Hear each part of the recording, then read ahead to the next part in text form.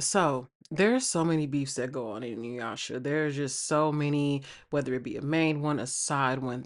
Everybody is beefing in that show, and even at some point, the lovers are beefing in that show. Okay, but there's one beef in particular that does not make sense to me, and we're gonna talk about that today. So stick around, and let's all sit down and have a discussion today. So the beef in mind that we'll be talking about is Inuyasha and Koga. So you guys are probably wondering, like, why would that beef be weird to you? Like, why do you think that it's odd?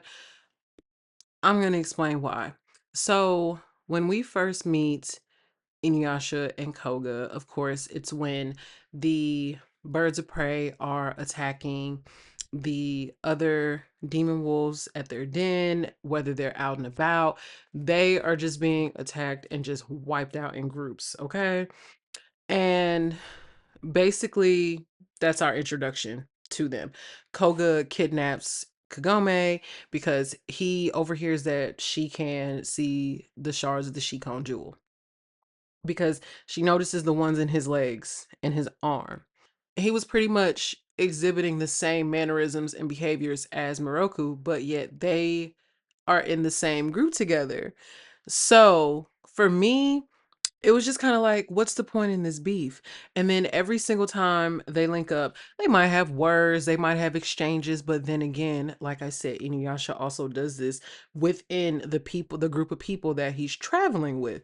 So you might be wondering, like, girl, where are you getting at with this? If he's beefing with the people in his group, why is he beefing like that with Coca? Like, it just does not make any sense.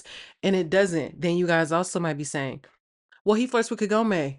Moroku does too. She's not off limits. Like, she is not off limits in that group. He definitely was still touching her butt. He was still doing all that crazy stuff. So, in my mind, in a perfect world, Koga would basically be, like one of those allies that just kind of like comes in every once in a while, helps him out, and then kind of goes about his way. And that's honestly like the best way that he works within the story because of course like they do have him like earlier in the series where he's kind of like running away, doing like the whole Miyoga thing, and he figures out the powers or weakness of said enemy that they're eventually going to have to fight once Inuyasha and the gang get there. However, I really, really feel like their beef was so forced. It didn't have to be a thing, especially when you consider the dynamic of the group and how, for the most part, like they all don't like each other, they all don't trust each other, and yet they all have one thing in common, which is Naraku. That's the same thing when it comes to Koga. That's all that they have in common is just a common enemy. So I kind of feel like it just did not make any sense whatsoever to have them beefing. And if anything, I feel like it kind of would have made a little bit more sense to have Moroku as like the outside enemy that they keep running into, especially given that he's a priest. And so I feel like it was overly forced. I do think that as the show kind of goes along, they're way, way better. Like their dynamic kind of softens up a bit, but I just don't like the initial enemies, like immediate, like hard enemies when it came to Inuyasha and Koga. I just think that, you know, their dynamic just works better as like rivals. And not like rivals in love, definitely not that.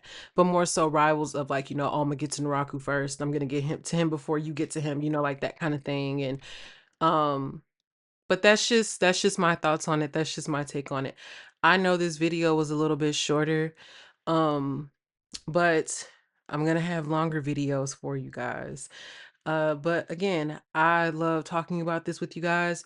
Actually, I have been finding myself enjoying this rewatch in a bunch of different aspects just because rewatching it as an adult has been an entirely different experience. So I'm gonna have so many videos on this for you guys. I am very excited to be able to talk to you guys. And if you've never seen Inuyasha before, you know what? Hopefully, I inspire you to watch it, and then you can come back and have that conversation with us, you know? But that is all for today. I will catch you guys in the next video, and that is all for today. Bye.